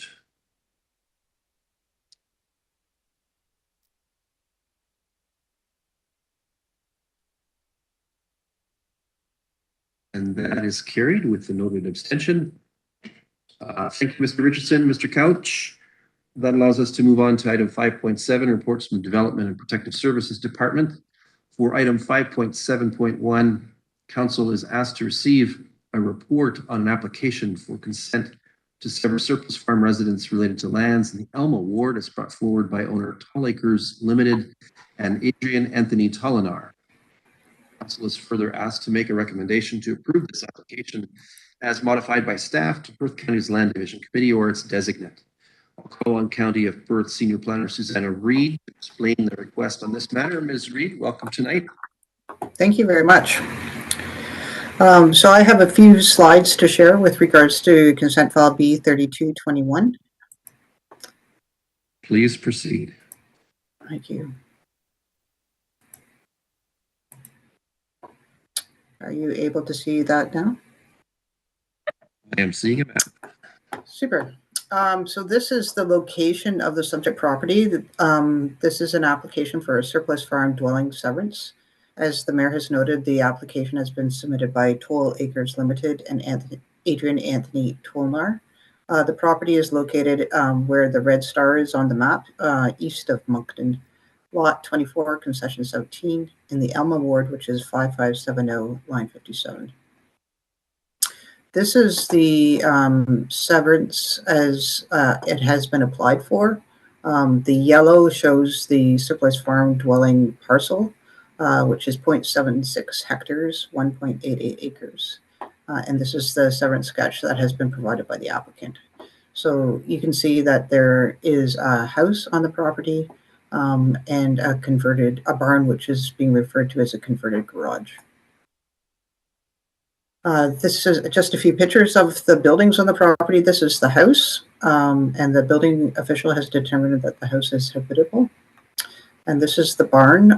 So I'm standing at this point east of the barn and the house, looking west. And just a few more pictures of the barn. This is on the north side of the barn, referred to as a converted shed.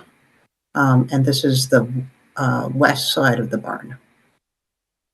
And just some pictures of the roof trusses within the barn.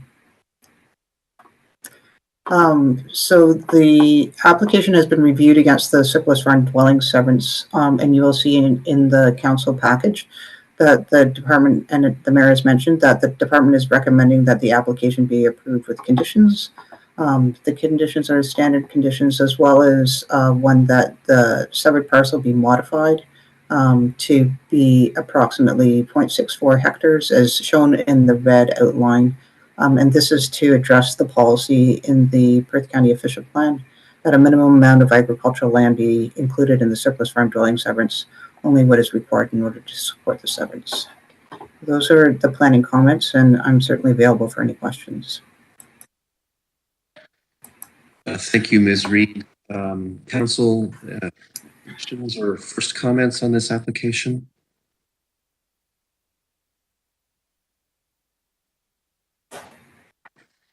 Councillor Rothwell. Thanks, Mayor Todd, and through you, thanks, Susanna, for the report. Can you just confirm for council the report mentions the applications revised by staff? Is that correct, or has the applicant actually revised their application? Like, are they in support of the revision? Thank you. No, the modification has been prepared by the planning department. And I believe that Katie de Block-Boersma is on the line in order to represent the applicants or the potential purchasers' interests. And my understanding is that they would prefer to have the larger parcel. Okay, thank you. Councillor Johnston is next. Thank you. My question is about the converted drive shed. It's it's essentially a barn that's been converted to storage. Could it be removed, and like could the purchaser take that down and rebuild something of the same size on the same footprint? And I'm just thinking that somebody could put up a pretty nice big shop there if they wanted. That's my question. Yes, through you, Mayor Kasenberg, the policy in the official plan allows for accessory uses to the residential use to be considered on the surplus farm dwelling parcel. And my understanding is that the purchasers of the surplus farm dwelling lot are interested in using the barn that's on the property, or the converted barn on the property, for a woodworking shop and storage. And that the woodworking shop, my understanding, is for personal use. So the consideration for the application is to include land or accessory buildings that are accessory to the existing residence. So in our review, we're satisfied that this is the case with the shed on the property. And then to answer the specific question, if the planning department isn't proposing any planning tools, nor do we have any planning tools to require that the existing building remain. Okay, thank you, Ms. Reed. Councillor Duncan. Yeah, just further to Councillor Johnson's comment, I think the size of the accessory building would kind of be bound by zoning bylaw. I don't know if Planner Reed could comment on that. I'm sorry, could you repeat the question? Councillor Johnson's alluded to the fact that if somebody took that down, they could possibly put a similar size structure back up there. Yes. Wouldn't that come down to North Perth's zoning bylaw, whether we allowed that in that zone, the size of the accessory structure? The accessory building would be informed by the North Perth zoning bylaw, the accessory provisions in the North Perth zoning bylaw. Okay, thank you. Okay, thank you. Anyone else with questions or comments at this point? I'm not seeing any, so I'll use my abbreviated approach to this because it's a massive long resolution, but let's go through the first part of it here at least. I have a resolution for our consideration as follows. The Council of the Municipality of North Perth. Here's the report entitled Application for Consent to Sever Surplus Farm Dwelling Number B32-21 by Tollers Limited and Adrian Anthony Tolinar, affecting lands described as Lot 24 and Part Lot 23, Concession 17, Elma Ward, Municipality of North Perth, 5570, line 57 for information. And that Council recommends that the County of Perth Land Division Committee approve consent application B32-21, described as Lot 24 and Part Lot 23, Concession 17, Elma Ward, Municipality of North Perth, 5570, line 57, as modified by staff subject to the following conditions. There are 4 for the County of Perth. They're in the package. There are a whole bunch more, 13 in listing for standard North Perth conditions. Can I call on Councillor Richardson to be our mover for this one? I'll move that motion. Thank you. Thank you. I'll come back to you, Councillor Rothwell, procedurally. And can I call on, gosh, actually, it is Councillor Rothwell who would be the seconder on my list. Are you willing, or do you want your question answered first? Yes, Mayor Todd, I am willing, and I'll just, and I guess we'll get to the applicant's agent while we're debating this. Is that correct, or we need a council resolution to hear her speak? We would need, if we had questions that were appropriate and wished to speak to the applicant's agent, then we would need council's consent to do so. Fair enough. Understood. Okay, so this is moved and seconded as provided in the council package. Now, if there cause council to hear from the applicant's agent, do you have questions that you would direct to those persons?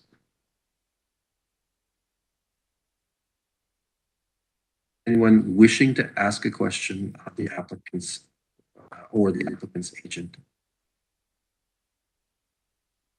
I'm not seeing an expression of that interest at this point in time, so I acknowledge they're with us. There's not. Okay, Deputy Mayor Kellum.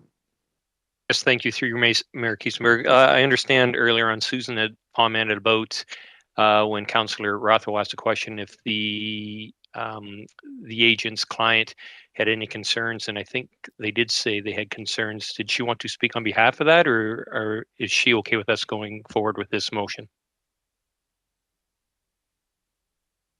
Want to read? Do you have any? Oh, I'm sorry. That question is for me.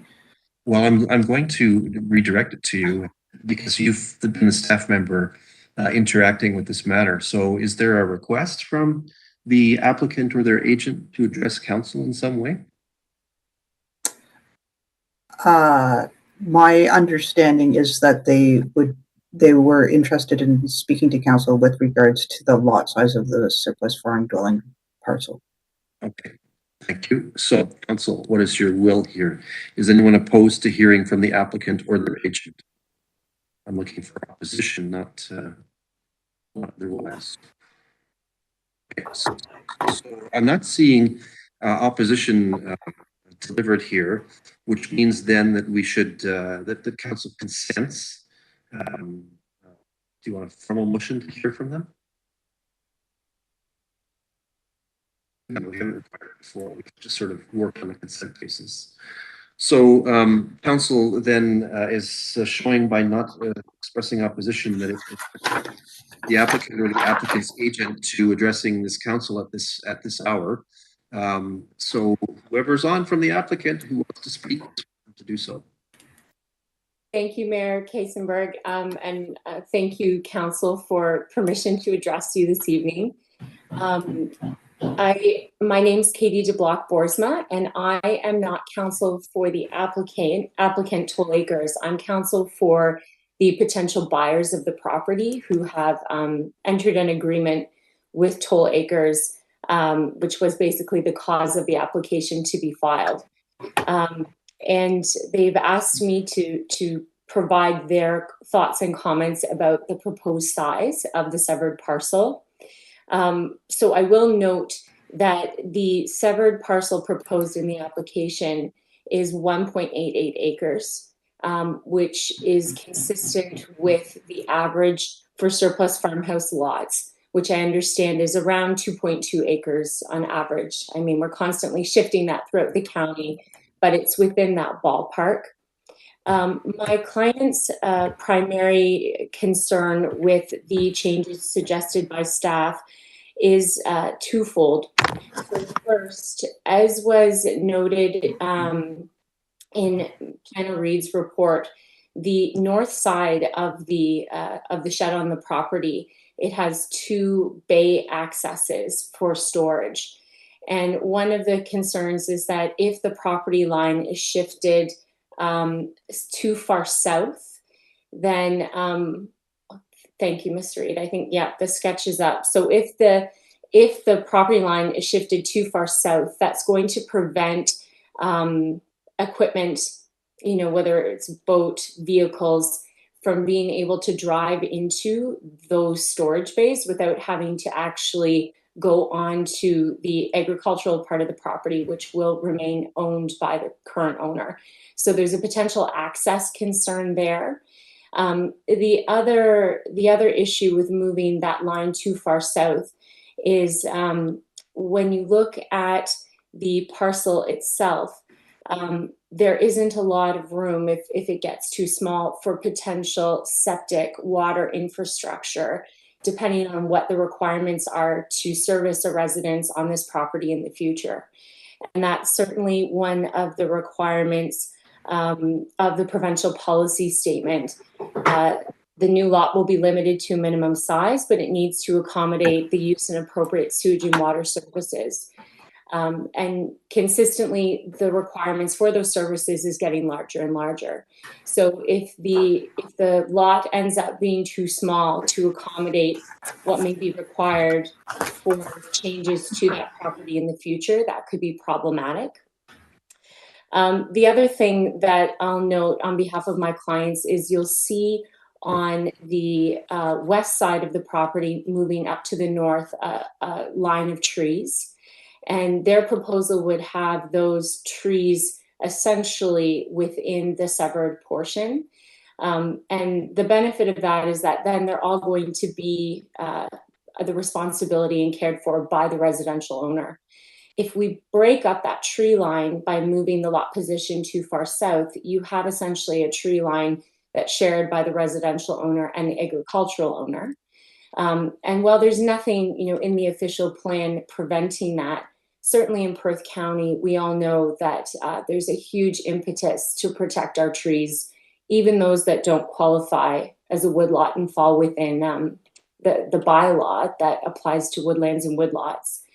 And certainly if you split that tree line, there's potential for conflict there, and there's also much more incentive for the residential owner to maintain those trees, which my client has noted also act as a bit of a windbreak for the property as well. So those are the three primary concerns with the changes proposed by staff. My client has no issue if council is concerned about, you know, the 1.88 acres proposed with moving the east lot line so that that laneway that's to the east of the shed is not part of the severed portion. That would help limit the size while still ensuring there's, you know, access to the shed and that the property is going to remain functional for residents in the future.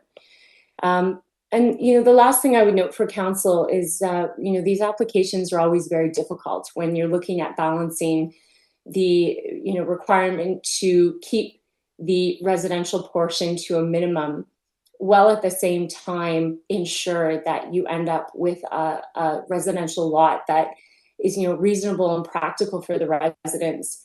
And we have seen some really interesting decisions coming from the Land Use Planning Tribunal as of late, which is urging municipalities to really think about, what's the intent here? And the intent is to protect agricultural land. There's nothing about my client's proposal that would take agricultural land and convert that use to residential. This isn't a proposal that would grow any sort of residential land. And I would just point to council, the most recent decision, Malkathon Township, the LPAT tribunal actually overturned a denial of a consent application where there was no house. The owner had taken the house down, so there wasn't a habitable home. And the tribunal said, really what this is about is protecting things that have always been residential and just confirming them and focusing on that intent. And my clients propose, and I propose that the sketch as presented with the original application certainly does that. But if council does want to minimize the size more, we would ask that council consider doing so in a way that's not going to prevent access to that shed and is still going to keep those trees as much as possible within the residential portion, as well as leaving flexibility on the parcel for septic and water infrastructure that may be required to change and grow in the future. So I really appreciate your time. And I'd also like to thank Planner Reed. She's been very helpful as we've gone through this process. And I'm happy to answer any questions you may have. Thank you. Worsma, councillors, any questions or comments at this point? Councillor Duncan? Councillor Duncan. Thank you, Mayor Kaysenberg. My question is actually for Susanna. Susanna, if we were to shrink that east side lot line, what would the gain be? Do you have any idea?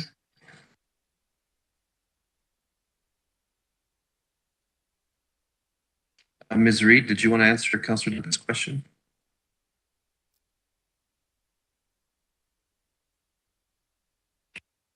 I'm sorry, I was muted.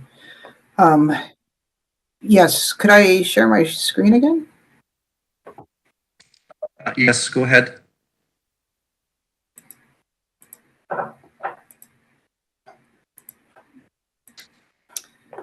So this is the sketch as the planning department has revised. So we have suggested that the east lot line could be reduced slightly. The setback requirement in the North Perth zoning bylaw from accessory building to an interior side or rear yard is 3 meters. So we could anticipate that this would be 3 meters and this would be 3 meters, which may be adequate for accessing the back of the building. Then if I may, Mayor Kaysenberg, just one more comment. There is an entrance to the shed on the west side of the building. Okay, thank you. Councillor Duncan, anything further on that one? No, that's all. Thank you. All right. So procedurally, where we sit is we have a resolution on the table that mirrors what was in our agenda package. We have heard that there's some concern from the potential purchaser in progress that there's a concern about the reduction that's been proposed by the county staff, and they would prefer some adjustments. Okay with certain adjustment on one side, but expressing concern about reasons not to adjust as recommended by the planner on other dimensions. Does council have any will here in terms of does anyone will make an amendment or suggest an alternative course to this resolution on the floor?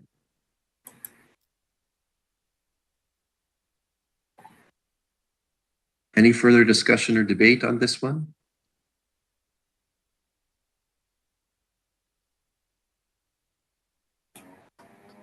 Okay, I think we should have the vote then.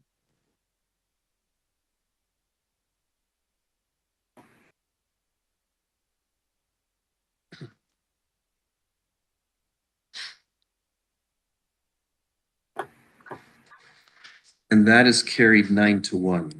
So thank you. That moves this forward. Thank you to our delegate who attended tonight.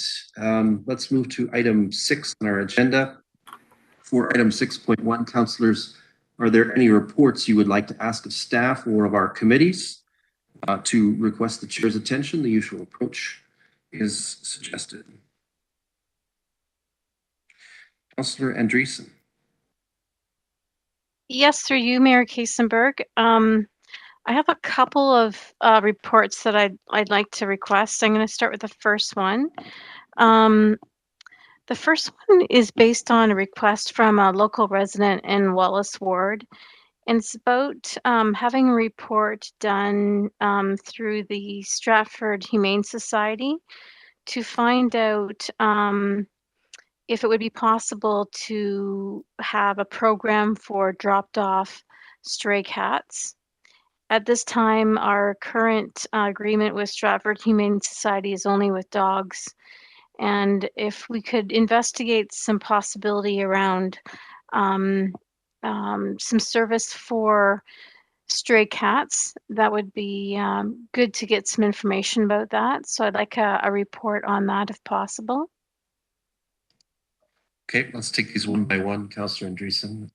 So you're suggesting that this council directs staff to prepare a report on the feasibility of stray cats services from our current dog service provider, the Stratford Humane Society. I got that roughly right? Yes, thank you. Okay, that will require a resolution. I assume you're prepared to move that. Yes. Okay, thank you. Can I suggest anyone in council like to second this?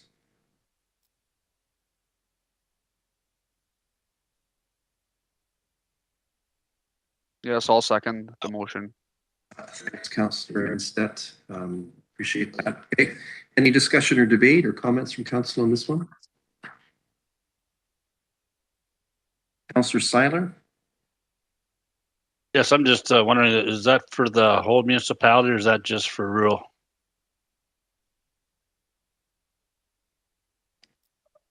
Well, we could find out in terms of the report what some financial implications could be for rural and for urban. Are you interested in having urban included in that, Mr. Seiler? Well, it'd probably be best if we did it for the whole municipality.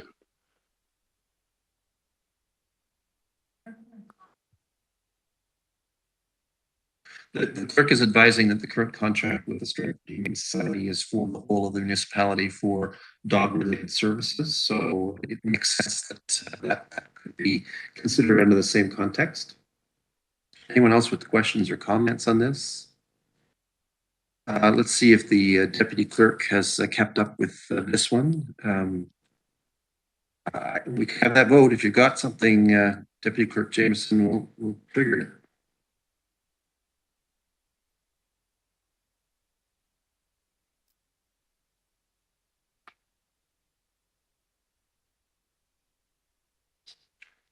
And that is carried. Thank you. Okay, Councillor Andreessen, you have some more? Yes, thank you.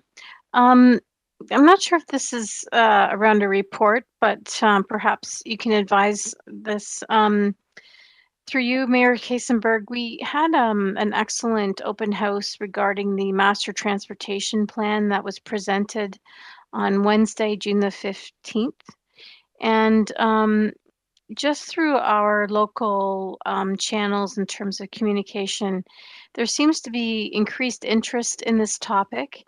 And just wondering if there could be another opportunity for a public session of this nature, perhaps at a different time.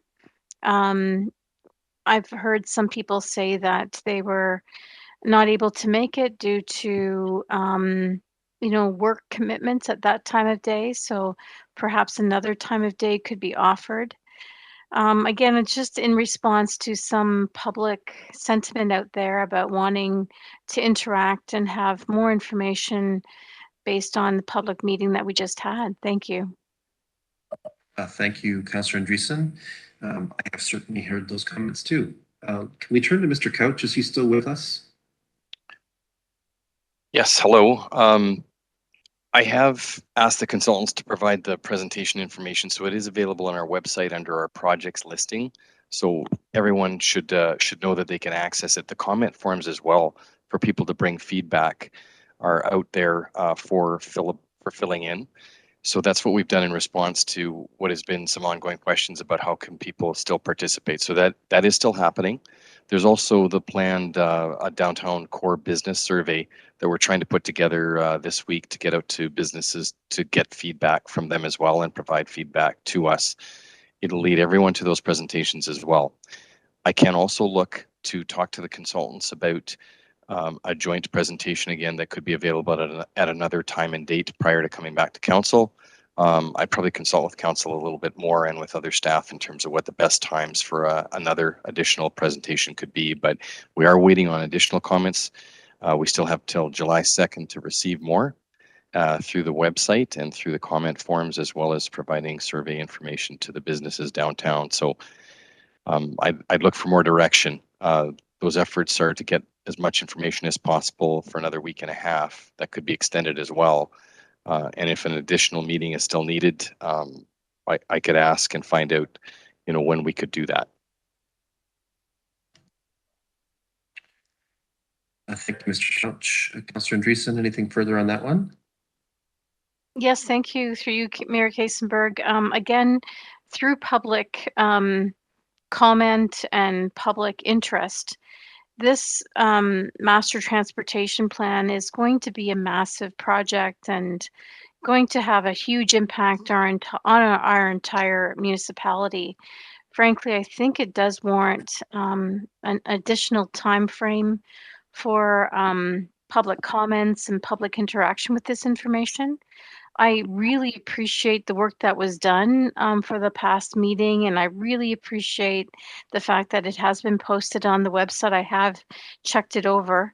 I just feel that the more we can provide information to the public for their interaction purposes, I think is really important.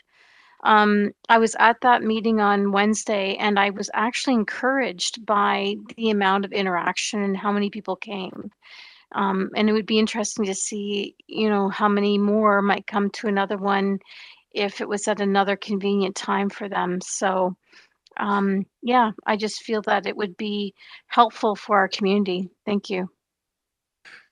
Councillor Andreessen, is it your intent to request a motion to be put on the floor to direct staff to organize additional sessions for this purpose? I would make a motion to that effect. Thank you. Okay, so we have a motion on the floor to consider additional sessions, different times, etc. Anyone on council wishing to second that at this point?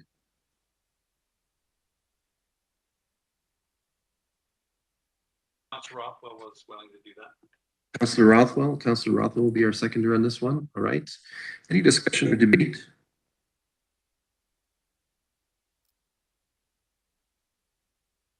I mean, we don't have firm details there. It's, one or more sessions, I suppose. Should we leave that to the staff to determine how to approach this? Is that what you're asking, Councillor Andreessen? Yes, I think the staff could do a good job in terms of determining another time frame. Thank you. Okay, thank you. Any comments or questions, discussion or debate?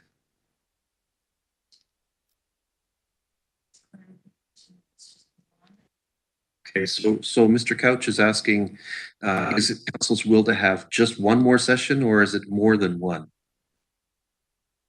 I would add about the combination. We had the bypass as well as the downtown block. They're joint. Yes. It was a great exchange. I did like that format. If council would like to see it joint again, we can do joint another or more. Yes, so I do think that Councillor Andreessen, that was your intent, right? To address yes, master plan. The joint information was amazing. I felt it was very effective to have both topics at that session. The feedback that I heard from the public was that there are people who have to work an evening shift, and so the session was kind of around that 5 o'clock to 7 o'clock time frame. if we could do another session that would catch a different type of, you know, worker perhaps, that might be of benefit. Because if they work nights, then they wouldn't be able to hit that 5 to 7 session. Just a thought. I know we're not going to meet the needs of everyone, but at least we could show due diligence in providing different timeframes, like a morning session, perhaps. Just a thought. Thanks. Right. Thank you. We'll leave it to Mr. Couch and the staff team to talk to the consultants and figure that out if this resolution is approved by council. Okay, any other questions or comments, discussion or debate? I'm not seeing any, so let's have that vote.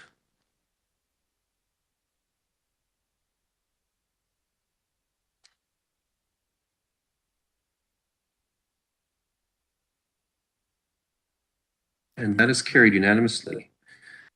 Councillor Richardson, anything further? That should cover it. Thanks. Thank you. Okay. Anyone else on item 6 in our agenda wishing to request reports? All right, I'm not seeing anything now. So we haven't received any items of correspondence that warrant dedicated attention at this point. That means we can move to item 8 on our agenda, which allows council to consider bylaws. And tonight we have one. As item 8.1, council is invited to approve bylaw that provides for a drainage works, the Gingrich Shill Municipal Drain. Work here, I believe, is finished, and what we're doing is looking at this for the third time and finalizing all the finances for it. So let's see where I am on my list. It's a little bit scattered now. Let's go to Councillor Behrens. Will you serve as our mover for this resolution? Yes, I will. Thank you. Thank you. And Councillor Johnston, will you serve as our seconder? Yes, I would second that. Thank you very much. Any discussion or debate? I'm not seeing any, so let's have that vote.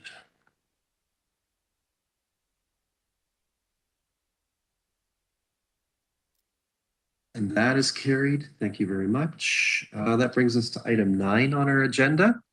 Are there any councillors wishing leave to give notice of motion this evening?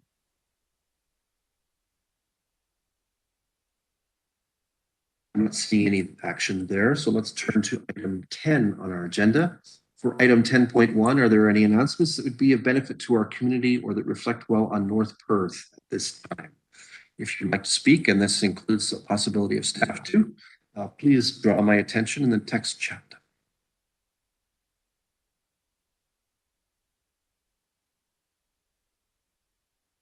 I'm not seeing any. I'll make 2 brief announcements, of course. This weekend, starting June 24th, is the Muntin 165 reunion. And all are encouraged to a very rich program of fun for all ages and to celebrate community in Muntin as well.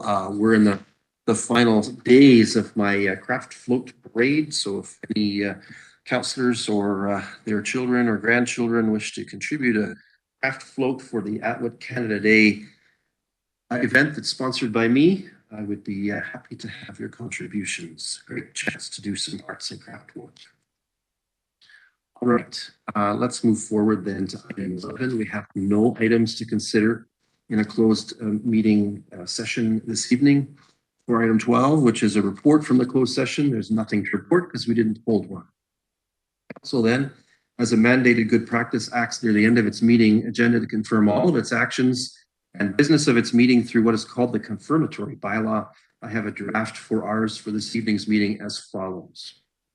That bylaw number 83-2022, being a bylaw to confirm generally previous actions of the Council of the Municipality of North Perth, be introduced, read, and considered read a first, second, and third time, and be finally passed. And said bylaw be signed by the mayor and the clerk and sealed with the seal of the corporation. Councillor Anstett, will you serve as our mover for this one? Yes, I would move that motion. Thank you. Thank you very much. And Councillor Duncan, will you be our seconder? Yes, I'll second that. Thank you very much. Any discussion or debate? Seeing none, let's have that vote.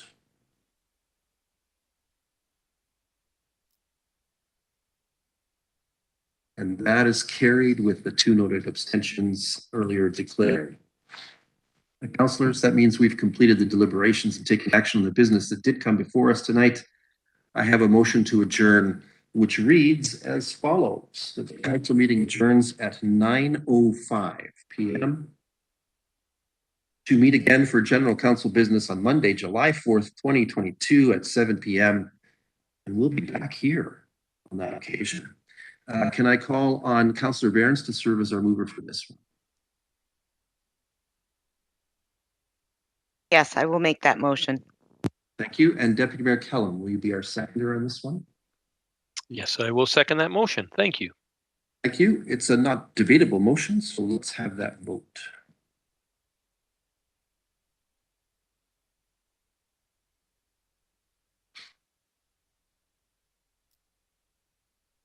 And that is carried unanimously. This council will meet again for our next regular meeting. We will be sort of hybrid, part in chambers and part of it being broadcast out on Monday, July 4th, 2022. Until that point, this meeting is adjourned. Thanks all for the meeting participation. Have a good night.